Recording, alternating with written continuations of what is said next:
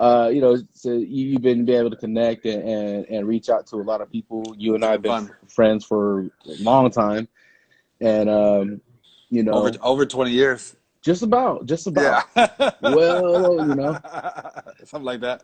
way back then, and it's crazy, from you and I have a relationship going back, dating before music, hmm have a relationship in church. hmm We had a brotherhood back then, first and Yeah. foremost, God brought us together. Yep. And, from the years of me going to Bethany University Yep. and living in Santa Cruz, we've been there stepping away because you've been running with Chad, Yep. doing Yep. events with Chad, doing events with Anthony Lane, and Yep. Yep. New Soul and everything that you've been doing, man. And we've been traveling the same avenues for So quite some time. take us back before then. Where did you grow up? I grew up in Monterey.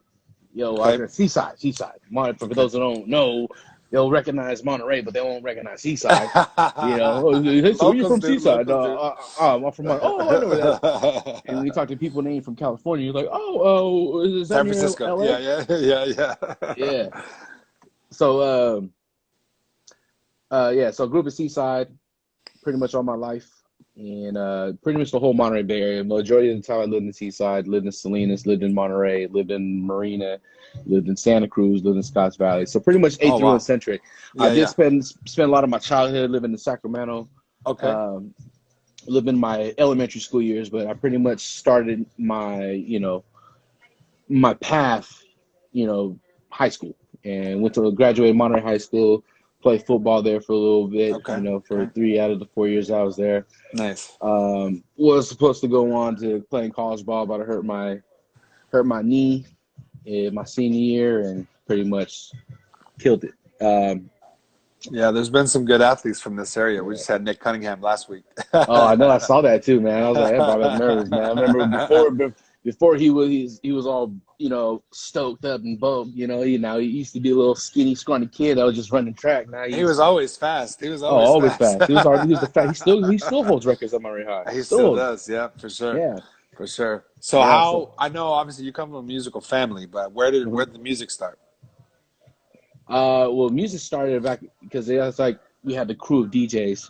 Yeah, Started out. a lot of people don't know that, but you guys have been holding it down for a long time. Yeah, since. But DJing kind of came back, I would say, well, I don't know, about what, 10 years ago, it kind of became cool again. But you guys were doing it way before it was like a Yeah, thing. but before Serato, before computers, Yeah, so you know, talk about that. How'd you not get one started in music? DJs didn't even own laptops back then. DJs didn't even have computers back then. We had Right, turntables, right. mixers, and crates Laptops full were of records. desktops, and that's it.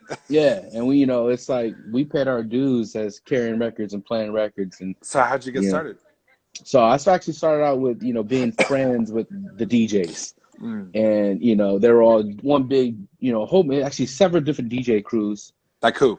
that we have DJ Unknown, who's Knoxzilla, EJ. That's the number one person DJ who I was kicking it with. Shout out Eddie Joe. Shout out Eddie Joe. He's actually one of the main reasons I became a DJ.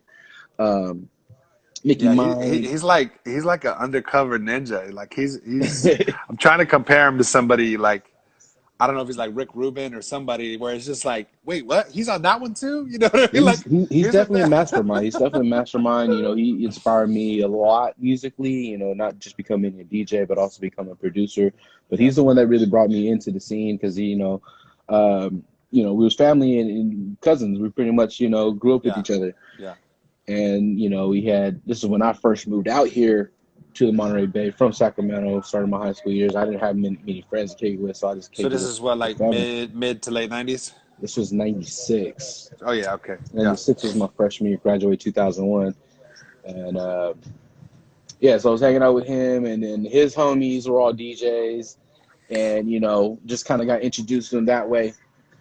And actually, you could date it back even further. My Uncle Danny's tapping in right now. He wanted to go back in generations of DJ. You started when I started out, but that's the influence. That's one of the influence. Shout out Doc D, Nice. one of the old school DJs back in the '80s. They used to rock parties with the Knockout Crew, him and Joe Towner, Nice. and back up to like Angel Masonis, who also a Yeah, well-known yeah. DJ. Shout out Angel. Yep, So yep, that's yep, yep. also my uncle, also family too. And he's a So condor. He's a condor. so it's in the blood. DJ is in the blood. So it's kind of like brought up. So he had his turntable. I was in my diapers and trying to reach up, trying to scratch the Yeah, turn. yeah. But moving fast forward, That was me. That was me at church when I would see the drums. I'd be like, yeah, just always get oh. the drumsticks. Yeah, I'd be like, I was always like that kid. you're supposed to be in Sunday school. Yeah, What you doing? Yeah. yeah.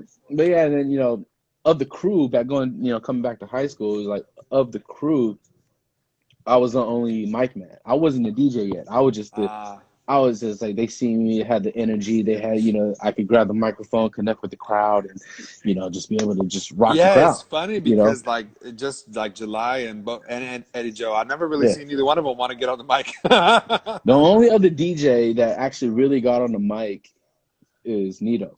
And he was actually a second generation to our crew. Right. But as far as anyone else in the crew, no one really got on the mic. And everyone else with DJs were on turntables. I had 15 DJs, but none of them ever got on the microphone. No one ever really hyped the crowd. They just play records, Right. And it's like, so every DJ has an MC. You date back to hip hop and history. There was always an MC. There was always a hype man. That was me. Yeah. I was a hype man. So for all the DJs now that are only used to, Serato or Tractor or Spotify or whatever, iTunes, explain how y'all used to do it. I mean, a lot of people still do. So now there's turntables that work with those programs, but when it was just records and turntables, like how did that work? Oh, well, see, we come from the analog days, where we didn't have digital formats, we didn't have media outlets, we didn't have social media. But what we did was, we would throw parties. You could date back generations, just like how my uncle used to do. They used to throw parties, used to rent out venues. We had parties at the Jackal, which is the Japanese athletic community or Japanese American Community Legion. That's the Jackal. Cool. That's the initials of the building, but that's the Seaside Jackal. That's in Monterey. It's actually located back in the late '90s, early 2000s, post high school, and we was promoting these high school parties. K-Don had Shockwave. Yep. Remember the K-Don Shockwave? Oh, yeah. Yeah. So we were basically kind of I accidentally got on TV one time. I did too, man. I did too. I thought everyone thought they was famous when you used to record that. Yeah, well, they showed it right after the news. So everybody's parents are at home watching the news and then seeing their kids. Anyway, it's kind of weird when you think about it, though. Like, what were they doing showing high schoolers on TV? Like, if you think about it. At late night too, right? Like half-ass MTV Spring Break. I was like, looking back on it now, I'm like, that's not okay. We thought we was the MTV grind back then. Oh man, that was the. Oh, remember Ananda Lewis? I thought I wanted to beat Carson Daly, and I wanted to date Ananda Lewis so bad. Man, I mean, I used to watch it back in Downtown Julie Brown, man. Oh my God, Downtown Julie Brown. Yeah, she was the best. That's what we started off with, throwing out those type of parties. They weren't as like commercially exposed as Shockwave was, because you had the K-Don radio station. Right. Shout out to K-Don, by the way. Yep. But we throw those parties, and it was like a competition, and we just did it because we would draw the crowd. Right. And there was nothing for the kids to do back then. And this is before, there was a whole bunch of it pisses me off that they got rid of the skating rink in Monterey. Man, how many birthdays did you have there?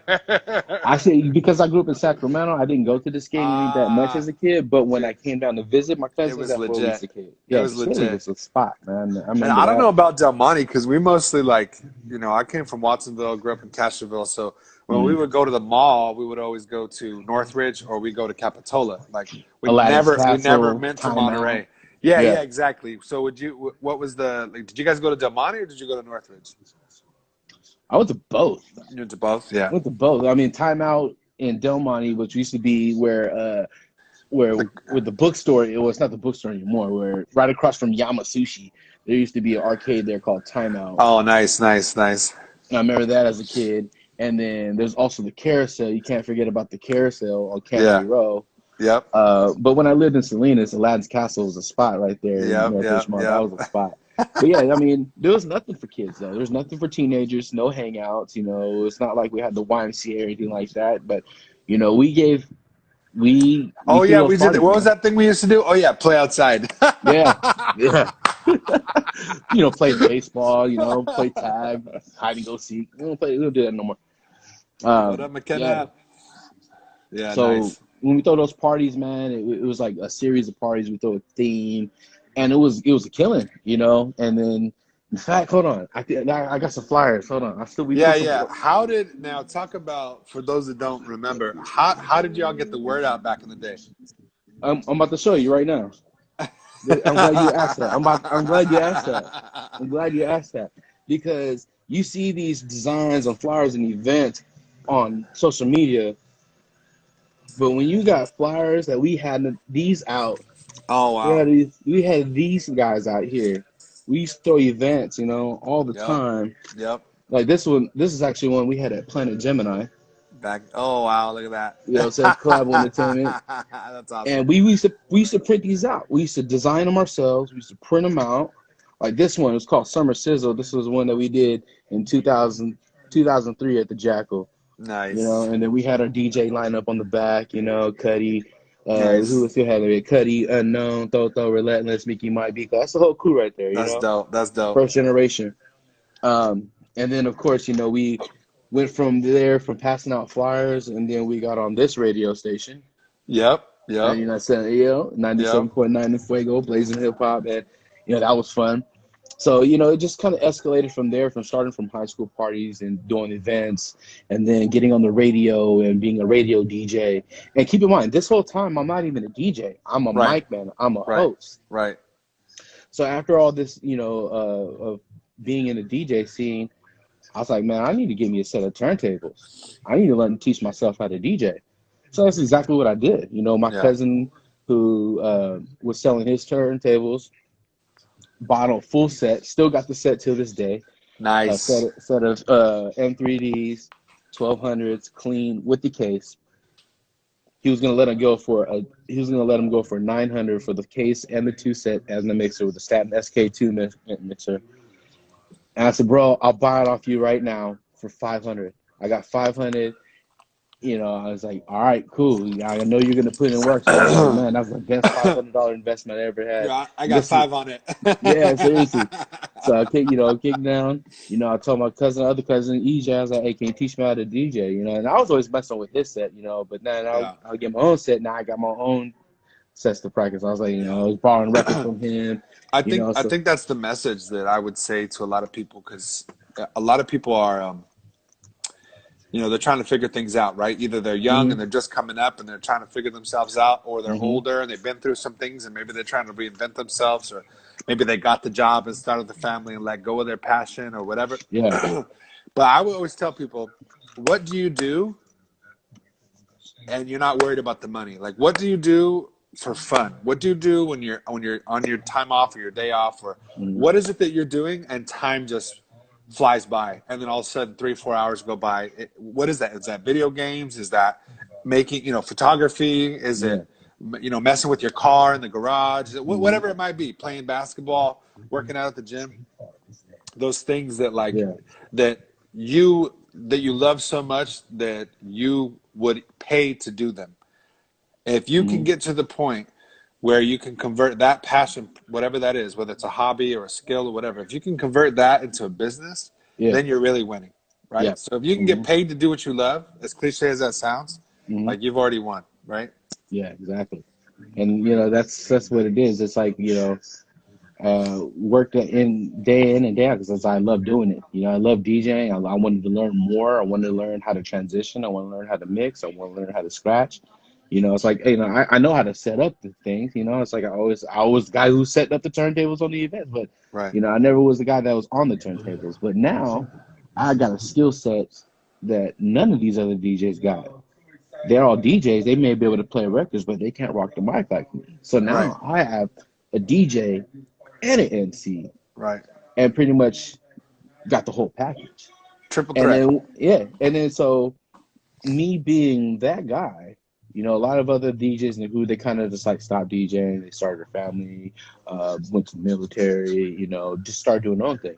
You know, with the, you know me Nito and Toto were the only ones that kind of stuck around with the DJ as making the business. Yeah. Um, EJ kind of stepped back from DJ because he wanted to focus on his family and he wanted to focus on more of Yeah. creating music. Yeah. And that's also another aspect of me is the production side, other than the DJ side. You know, Yeah. being able. How did you transition from DJing to like being a musician and an artist yourself? Well, I've always been like in hip hop music. I always had a passion for writing poetry. I was in class. I was a guy. I was always writing, and rapping, and that's part of the confidence that gave me the skill set to be an MC host for a DJ. You used to tag your binder. Yeah, I had a homie that was like a yeah. really good artist, and he would do people's names like in a Hmm. tag that you put in the front of your binder. Remember? And I would do that. you had like each class was a different binder Oh sometimes. yeah, we'll divide it, Yeah, and yeah, you were yeah, like, yeah, yeah, yeah, yeah, yeah, or yeah. you'll make a little collage with That's your what you poetry had on to the cover. Yeah, inside. yeah, yeah. Yeah, Exactly. Like cut out Michael Jordan or something. yeah. Or you take the brown paper bags on the Yeah, books and make yeah, a book yeah, cover. yeah. Yeah, Exactly. yeah. I mean, we all lived that stage, but I was that guy that was like, writing poetry. I used to write poems for, I was that writer, and then being able to perform it. But then when I got involved into music, actually making rap music was when I started in the ministry. Okay. That's where because it's kind of like from the ministry, it's like, when I got, when I transitioned to wanting to become, more involved in the ministry and getting a better understanding of the Word of God and, Yeah. trying to seek what my calling is in the ministry. I kind of gave up DJing for a little bit and kind of focused more on being a rapper performer. Yeah. And me and my brother and EJ, EJ would see the thing about me and EJ, we always had the same taste in music. Oh, there you go. So, you got poor connection going back and forth. It's all good. Hello, can you hear me? Yeah, we're good. Well, I'm in Prudell and you're So in Fort Ord, so we used to go into Circuit both of us are City. not great. All right, we back I can hear online. We you. back. I can hear you. Yeah, Okay. we're good. Oh yeah, we're good. We're good. So we used to go to Circuit City and in the keyboard section, and Oh he'd be man, playing the Circuit keys. City. Yeah, man. We used to go to Circuit City, and we would be making beats and doing a Yeah, show on the yeah, freaking Casio keyboard. Like I'd be yep, doing the drums, and then yep, he'd be on the other keyboard making the beat. And that's the things we would always like have fun with that. And then we yep, kind of had caught more interest. We bought some equipment. His family was involved in music, and got a yep, keyboard off of his cousin. And yep. I always loved making beats. So we started making beats, doing production like that, learning how to record, getting It's the awesome. software, and then writing the raps, and then also using it as a ministry tool. So we Right. had this group called the God Squad, I remember. and this was 2005, 2007. What I was doing, Rico and CD Me, and Rico, EJ, right? CD, and my brother Gabe, Yeah, yeah, and yeah. we was the God Squad, That was a and good one. That was good. Yeah. and we was really like putting a lot of passion forth into that. I remember that event y'all did at the Filipino Hall in Marina. Yes, Yeah, yeah, yeah, yeah. that was with Right there by City the Hall. Bible with Yeah, yeah, yeah. with. Oh no, no, that wasn't that was the not the oh, that's the Civic Center. The Civic Oh, Center. my bad. Yeah. Yeah, Civic Center. No, My bad. Yeah, yeah, yeah, yeah. we did a show with at the Film. That was with the Sold Out Ministries. Oh, yeah, yeah, yeah. So That's right. yeah, so we was deep in the music ministry doing that. I'm still DJing though. By the way, I didn't quit DJing. I'm still doing gigs. At this point in time, I'm making money and Yeah. starting my career. Doing weddings, doing private. So I'm still doing that, but taking my passion in a whole different route in the ministry of how to be able to minister to people and spread the gospel through music. And that's what we were all commissioned to do. Right. Is spread the gospel, and that's what we thought the calling was. We were making some great music. We were surprising ourselves. And Can wow, we hear one of those tracks from back in the day? man, I'll drop it in the mix later. But here, let me see if I pull it up right now. See if we I can can pull it find it. up. Well, Let me it's see. interesting too because I got my start in music in church. Well, I was Mhm. fortunate. Both of my parents had good taste in music, so I basically adopted all their stuff. Right, we grew up Yeah. listening to in the car or at the house, and Uh, so I grew up. We grew up in the '80s and the '90s, but I also got my parents' stuff from the '60s and '70s too. Right, so it yeah, was yeah. like all the way through, and then But with church, we had a really good, um, we had a really good band, which, Robert and Yeah. Kenko and those guys. I mean, it was solid. But basically, Hmm. the band that they grew into later started right next to my house in Castroville. Yeah. And my mom was in the choir, and Honey Boy's aunt was in the choir. So Was it uh, Shine Church? before it was Shine, it was called Before, New yeah, Life. okay. Yeah, Yeah, yeah. yeah, yeah. Yeah. So, and before Kaipo, before all that, I was in Hmm. like the 90s. And we would go there. I would just go watch them practice and just be in awe, because I just was Yeah. like in love with live music. And it was funny because I used to listen. I used to fall asleep on a Friday night when me and my brother in the room to K-Don, and it was live from Planet Gemini Friday nights on K-Don. Remember that back Oh, in the day? yeah, I remember And that. it'd be I Joe remember that. Apodaca in the mix. Yeah, yeah, I remember that. Shout out to Joe. Shout Shout out out to to Joe Joe. Apodaca and all the Planet crew. But I was just like, oh wow, I was so I always had, kind of had a rough household life growing up. And so for me, my escape was music. My escape was church. My escape was like Hollywood. Like I love movies. I love TV Hmm. shows. I love music. So I was like, man, I wanted to be on the Mickey Mouse Club. I Yeah, wanted to be, you know what I mean? I wanted to be like, yeah. I just wanted to be a performer. I wasn't like, I was like a decent actor, decent singer, like decent dancer. Nothing crazy, but like was like, decent. And so it was always in all the church productions and stuff. Well, the Hmm. Rosette family, like Oh Diana, yeah. Dr. Rob Rosette. Like Oh, Diana she was the choir and shout out to director. Ben Rosette. He's So really doing really Ben's, good right yeah, now, and Ben's a Ben is big. amazing. If we could have, we always talk about this. Yeah. If we could have a band from the original, all the kids because when the church broke up, everybody kind of went their separate ways. Hmm. But if we could somehow, that generation of kids could all get back together and make a band, Yeah. it'd be crazy. Oh no, man. Yeah.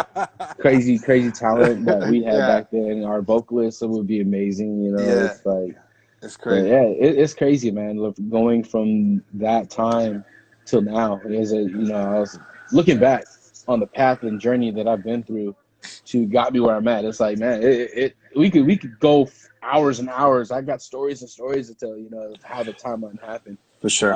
But going from church ministry and then still having my foot in the DJing scene, Hmm. Hmm. you know, it was always like a kind of like a gray area, Of course. being involved in the church and also being involved in DJ. But the thing is, it's like that's my profession. That's what I do Yeah, for a living. That's how I yeah. make, but it always kind of drew flags to the Well, church. yeah. There's different people that have different opinions or whatever Oh with yeah, culture. Same thing. We yeah.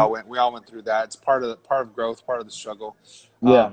My always thing with people would be like, hey, like it's funny because a lot of the times people that would be the most judgmental are the Uh, ones whose lives were the most messed up. yeah, And it's just like, doesn't the Bible talk about not pointing a finger or he yeah, who's without sin cast the first stone? Or, you know what I mean? But part of it is growing up though too, because yeah, like in your 20s, you probably did some dumb stuff that you regret. But it's also part of like, I mean, I don't say everybody needs to go out there and do all that, but at the same time, it's part of your story. It's part of what made you who you are. exactly. You learn from it.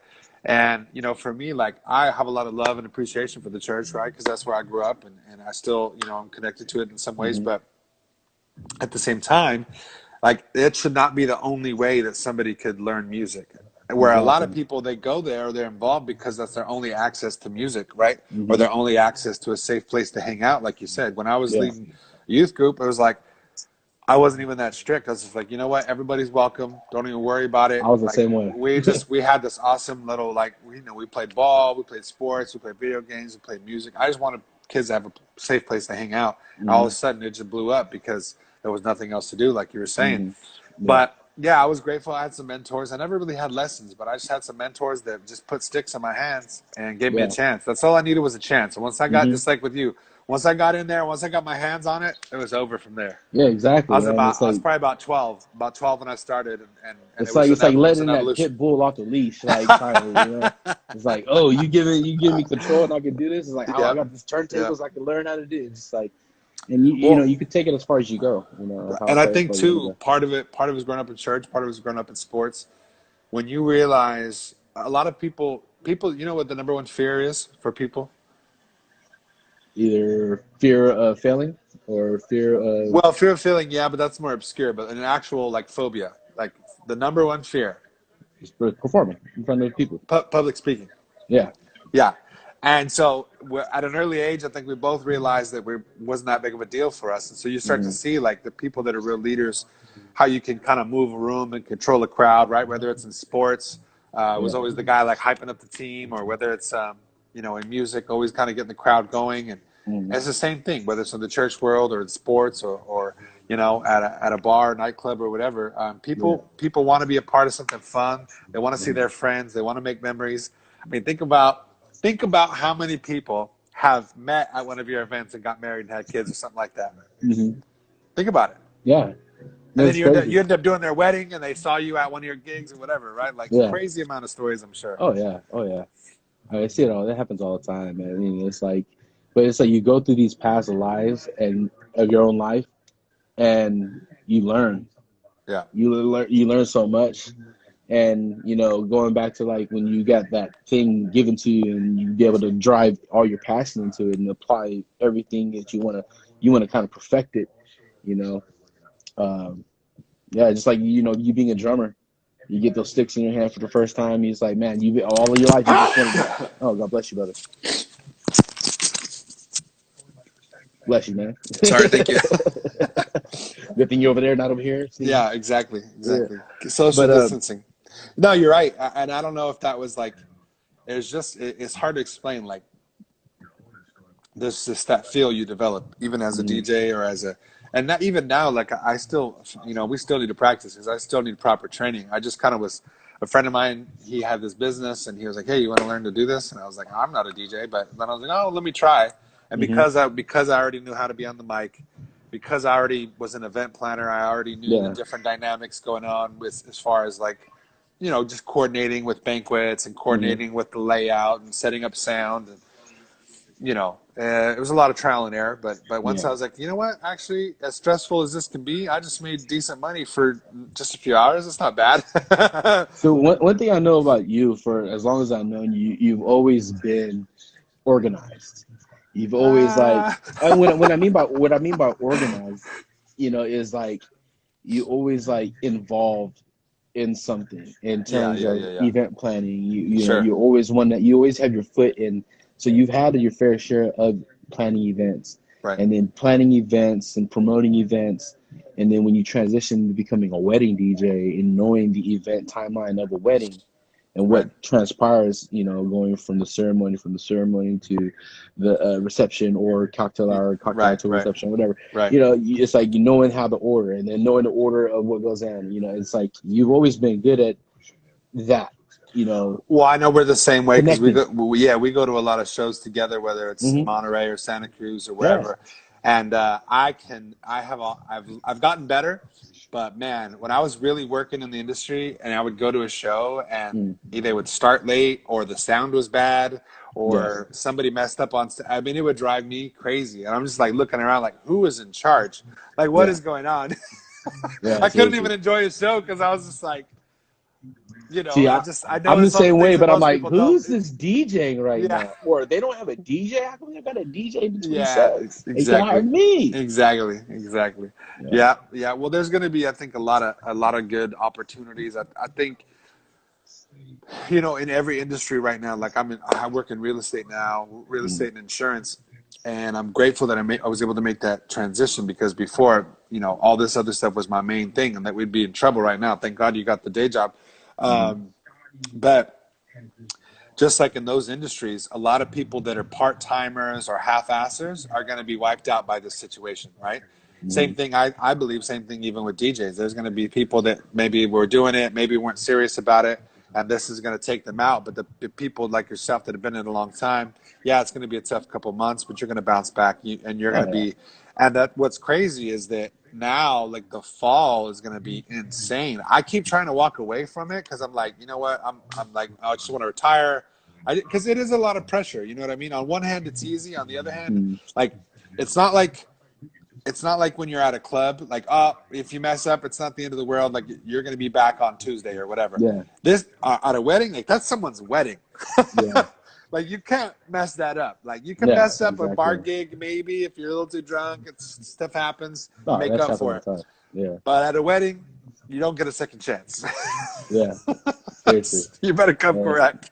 But I do Exactly. think, as stressful as this last, month has been, and the next month is going to be, I do think, probably by the end of summer, or hopefully by the middle of summer, everything will be kind of somewhat back to normal. I think Hope as so, far yeah. as like big festivals and big club events, will probably be maybe not going down the same, but I think maybe smaller bars and maybe weddings will be okay. Yeah, it's gonna take a while. Even when they do lift the shelter in place, it's gonna take a while to get back on track of Just things. mentally. Yeah, because it's like you still got to be cautious. You still got to be aware of what's going on. You still got to plan it safe. Yeah. It's crazy. Like with performers, like musicians and artists, are still gonna kind of not get fully back into the stream of things Yeah. because it's not. Yeah. I mean, I I miss talked live music to, though. I miss yeah, going to shows. I miss for going to sure. events. Oh, yeah. Cali Roots. It's like, man, I are we still know. having Cali It's Roots this crazy. year? Yeah. You Hopefully in know? October. They rescheduled for October with the full Yeah. lineup. But I know you were on a roll this past year. So talk about, I mean, you were doing all these shows. I remember, Mm. obviously the ones back in the day at the halls and stuff. And then you switched Yeah. to pretty much every venue in Monterey. Hmm. But really this last year, you took it to a different level as you Yeah. started producing artists, you started producing your own shows Hmm. where it was really you booking it, like the Tanel show we were able to be a part of, and all the Yes. stuff with Maoli. Like, talk about that. Like, how did you go from, basically just kind of being on the turntables and the host to like actually making the flyers, booking the tour, Hmm. doing the whole thing? Like, what was that like? Well, I was always doing that, and along with my partners and everything like that. We was always on the grind, doing the promotion, like you said, doing the club scene. But when it all kind of started, when I started with OAC, with One Accord, That's when I right. was brought on board with them, because that's also another step of Shout out One Accord. shout out to One Accord, OAC, because they brought me, that opened up a lot of huge doors in different avenues. Because it's like I never was really into the reggae scene until um, about 4 or 5 years ago. And now you're in it. Now I'm in it. I mean, I just love music. I love music altogether. It just brought me a whole Yeah. different vibe. Because before I was in OAC, I saw a show at Moe's Alley with OAC was there, Tribal Theory, Sammy J, Tanel, Yeah. huge Hammer light up, Yeah. and then Maoli and Jordan T Hama. came.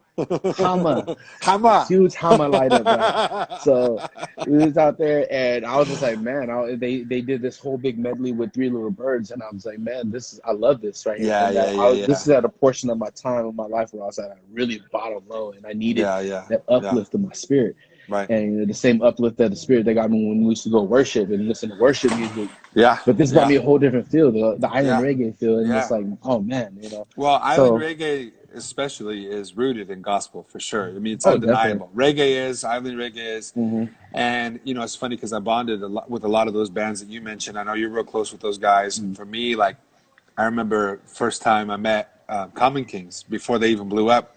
Yeah. We had them at Planet, like Hmm. on a random show, Yeah. and I just vibed with them because I was like, you know what, you guys literally remind me of like everything I grew up with. Because same thing. Well, Hmm. I'm Latin mix, but they're like island mix, and we grew up on Michael Jackson, Stevie Hmm. Wonder, Bob Marley, and we went to church, And I went to church. Yeah. and you can Yeah. hear it in the music, Hmm. right? And you're just like, Yeah. wow. So we Yeah. just So bonded over that, and that's a yeah, big part of the island that's scene. Yeah, definitely this huge connection with the church and island music, man. And for sure. that's when I went to that show in Moe's Alley. That's what I needed. Yep. I was absent from my spirit. I Yeah. was down. I went through a Yeah. really huge blow. I was going through my Yeah. divorce, Yeah. and I needed that. And it's like, and then EJ was in One Accord at the time. He was the bass Right. player, and Right. he's like, Mo, you want to be the hype man? So here he is bringing me on again. Instead of being on the DJ crew, now he's bringing me on the OAC crew, The but still plug. The being the hype. plug. Yeah. Yeah. Yeah. So, and then next thing you know, it's like I had a little roller coaster with the band members. Some people left, so I had to step up and start feeling I ain't really a singer. But hey, Mo, we need you to sing Yeah. vocals. I'm like, Yeah. you could do it. I didn't never Yeah. thought I could, but then here I am singing vocals, and I'm learning the Yeah. music aspect, It, learning it more of the music it's as it funny goes. because in a DJ crew, everybody kind of knows their role, right? Yeah. Based on like what your talent or what your style is. But with Mm-hmm. DJs, that you guys had a really good system going back in the day at Bluefin, right? You'd have Yeah. different guys, different nights, and you guys would trade Mhm. off, and sometimes you'd open, sometimes you'd close, and like Yeah. you guys had a good setup. But the thing was, it was like one and then the other. Whereas as a band, you're on at the Mhm. same time, so that's a Yeah. whole different dynamic. Everybody's Yeah. got to be on point. Everybody's got Everybody. to be on the same page, and the best bands you don't even notice it. And then the Mhm. worst bands, you definitely notice Yeah. it when they're Yeah. not on the same page. Yeah. But we had some good momentum. We had a good momentum going, and we did tour with Maoli Yeah. when I was with the band, and that's what kind of opened They're up the so door there. good. They're so Oh good. man, You Glenn is know, doing I've great. been deep in the scene for a long time, and Melly and Jordan T are awesome. They don't really get they're not as big as they should be. Let's just put it that way. And They're climbing. they They're definitely are they climbing. are in the island world, but I Hmm. can't wait to see them really get even more recognition that Yeah. they deserve because they've been grinding and they're really good. Oh yeah. I mean, with this last tour with Maoli that I did with them, and you know, um, I'll get to that too as well. But they definitely came a long way, especially Yeah, Jordan T. Knowing yeah, their stories yeah, and their backgrounds when they started out together, and then they took kind of took their own paths, but they're still grinding. They're still yeah, brothers. yeah, yeah, Um, but again, with OAC and going with tour with them and learning this genre and being open to it and connecting with it and learning the audience of this genre right. and being able to like wow and just being able to still be me, still It changed your DJing too. yeah, but I still me though. It's still Yeah, me, and of course. it's still my DJ character what I'm gonna Right. perform, but I'm just catering to this style of Yeah. crowd. And that's one No, thing as me as a I mean it DJ. just added to your repertoire. Oh yeah, definitely. Yeah. Because it's like, I'm not just a hip hop DJ. I'm a reggae. I play all music. I do Right. reggae sets. I do Right. country sets. I do Yeah. banda sets. I've Yeah. done Very cumbia sets. diverse. I've Yeah. Yeah. Yeah. done Oh, reggaeton. you killed it at Pete and Serena's wedding. Oh man, I was yes, like, you're like, oh, you threw out that yeah. mix in your little boombox. It was Oh yeah. all island reggae. It was dope.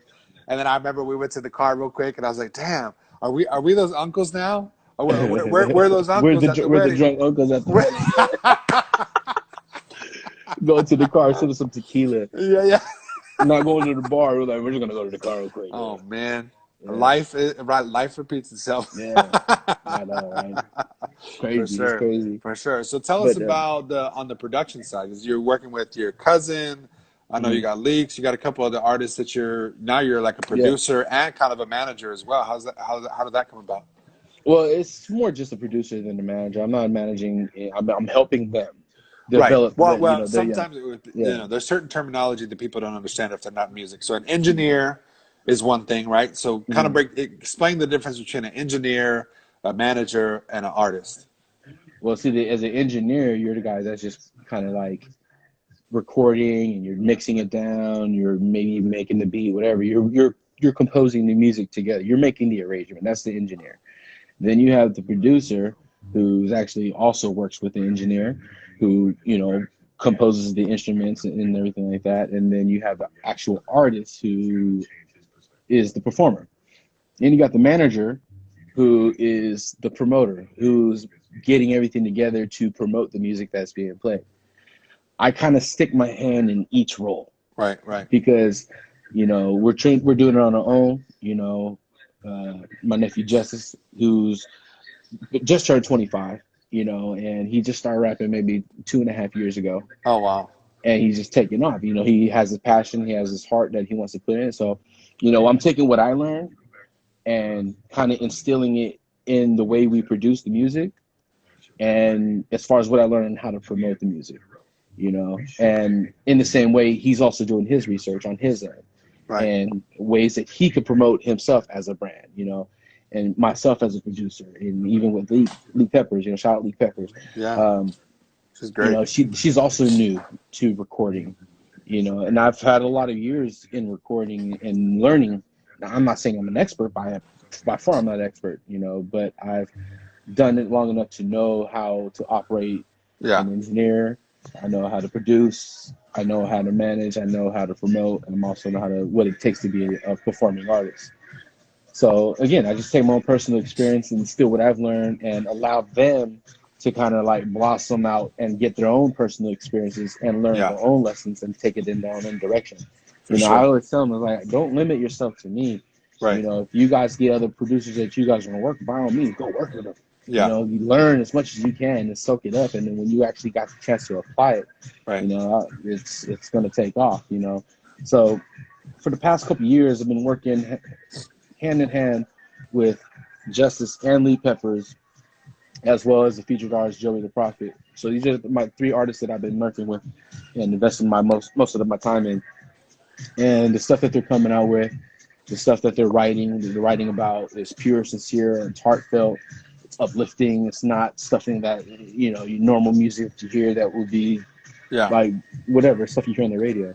Oh man, there's some good music right now, but there's some trash. Yeah, definitely. And I would definitely consider our music to be in the good music field. Yeah, for And sure, for sure. but yeah, it's being able to get their feet wet and give them opportunities to perform in different venues, and pay their dues. It's like something you got to start from the ground up, and Yeah. we still are working from the ground up. And it's like there's just a whole lot to learn in this industry. Yeah. When you want to make it a business out of it, and that's one thing that I'm soaking up. And when I'm networking with other artists, and like especially when I was in the last tour with Maoli, and kind of go back to the question you about my previous year. We had going in the momentum from producing them, also being involved with the band and still DJing, being called to be the DJ hype man for my Olis tour, the Sense of Purpose with CRSB. Dude, they were good. CRSB, Yeah, I had never seen them before. man, I wasn't ready. yeah. I mean, they're great guys, man. They're very humble. They're fun. San Jose, right? From San Jose? No, they're from Vallejo. They're from Vallejo. Okay. Okay. So we did that Tanel show was the first actual show that production that I put together. Which was awesome. So I'm glad I brought her out here, Yeah, yeah. and also opened up a door for Leak to perform. Yeah. Opened the door for Renee, and Yeah, also the Remedy too as well. So oh man, they killed it too. I was like, killed it. I went outside to like get some air, and I was like, what the? Yeah. I like go back inside. It was awesome. Mm. It was See, and then when awesome. we had Tiffany perform for Maoli and Jordan T. She was unable to make it these, but I was just like really trying to build bridges for other artists for sure, especially in this area, to kind of get course. more exposure. And I really feel, not just limited just to hip hop. We don't have just hip hop just to offer. We have a whole wide variety of talent to Sure. expose. So Sure. with bringing Tanel, I'm a huge Tanel fan because Yeah, she was dope.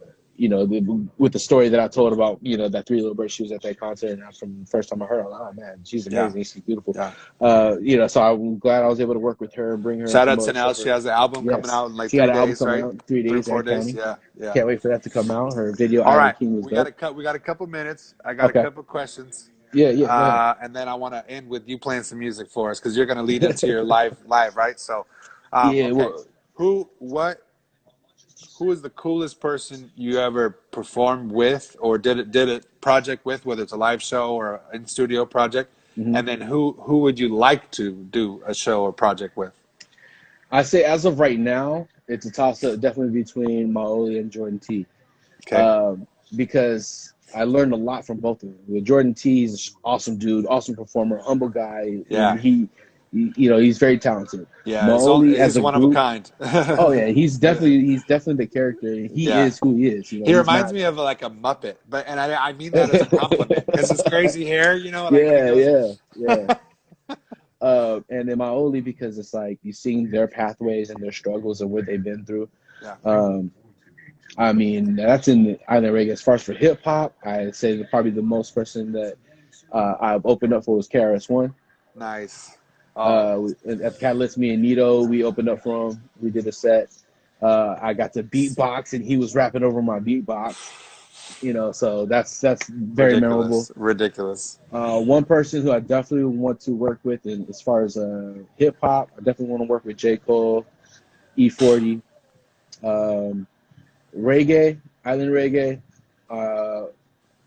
Boog is definitely on my list, and Comic King. Oh yeah, for sure. Well, those will happen. You're not too far from those. Not too far. Yeah. Not too far from those. All right. Last thing, and then let's play some music. Where can people find you?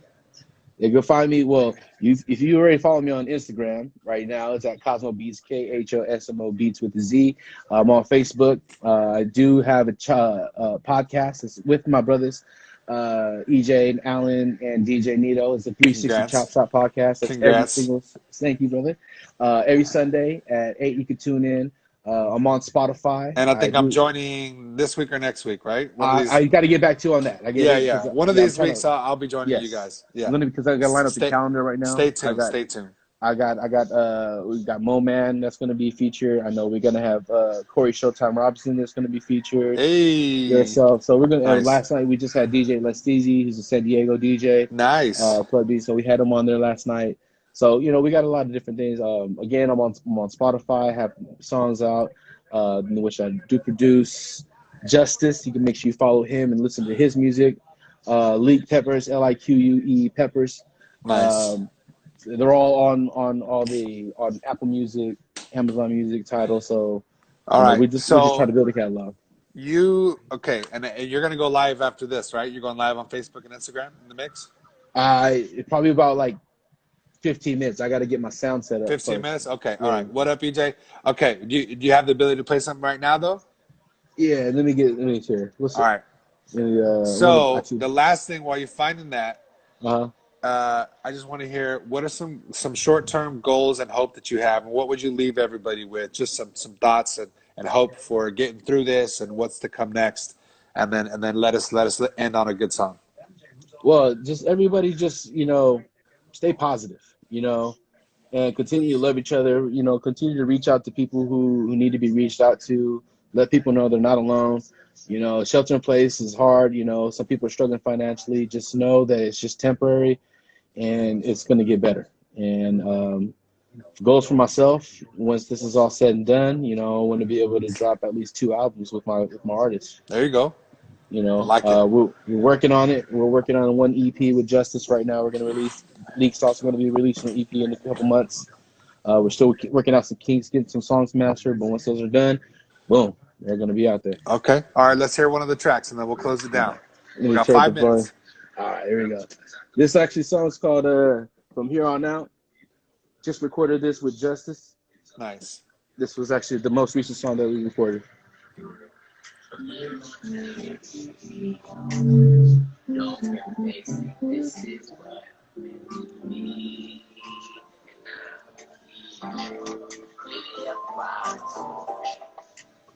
Can you hear it? Yeah. You produced this whole thing? Yeah. You can go a little louder.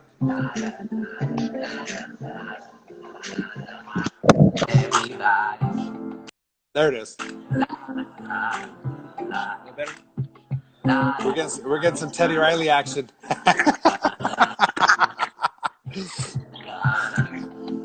What a time where the dragon future. No more room to screw around, had to get my tools up. Had to break up out my shell, where the Cooper Trooper. Now the boy is living swell, how to heal my bruiser. Yeah, I took an L, but ain't no fucking loser. Yeah, this flow is like a well, and it's coming to you. Said she liked the way I spell. He's like the Filipino Logic. Okay, well maybe you should pull up, baby, Kyle Kuzma. Yeah, okay. I said he's the Filipino Logic. Yeah, okay, I'm young, dumb, and optimistic. What you hearing up in your ear, it was God gifted. I'ma gather all the rags and make them all riches. Yeah, but only time can tell, like the clock is snitching. Trust me, we are not the same, but we are far from different. You just lost it in the moment, see, I got the vision. And if they hate, then let them hate and watch the profit pile and tell them hate, bitch, listen, this the proposition. Okay. From here on out, peace. Don't care what they think, this is what I'm meant to be. And I'll keep living your promise. Oh, this is how it's supposed to be. Now sing the melody. La la la la la. Yeah. It's got some Music Soul Child vibes. I like it. I like it. I like it. I like it. Good stuff. Good stuff. Awesome, man. Well, hey, I like the song. Good hanging out with you. I look forward to catching up on your podcast, and I can't wait Yes, till we sir. can all be together again. Yes, sir, We're man. gonna throw the dopest party the Oh 831 has man, ever seen. it's gonna be Whenever live, it's bro. on, it's about to be on. It's about to be on like Donkey We're Kong. gonna link up. Don't worry, everybody. Already talked. We're working it out. It's gonna We be a don't know the dope event. details yet. As Everyone's soon gonna as be we there. can, yeah, it's gonna be. We're gonna probably have to take over the whole fairgrounds or something. Yeah, shoot, you might have to go to freaking Laguna Seca or something. Yeah, we'll figure it out. All right, brother. Love you, man. Keep it Love you up. too, bro. We'll watch it tonight. You're going to be on about 15 minutes. Check Yeah, out Cosmo Beats live on either Facebook or Instagram. on Thank both. you so much. On both. Check them out on both. Yeah. Multi-stream over here, baby. Appreciate it, man. We're going to check you out. Appreciate your time. Give my best to your family. We'll see you All right, soon, brother. Much yes, love. sir. Love All right, you, bro. bro.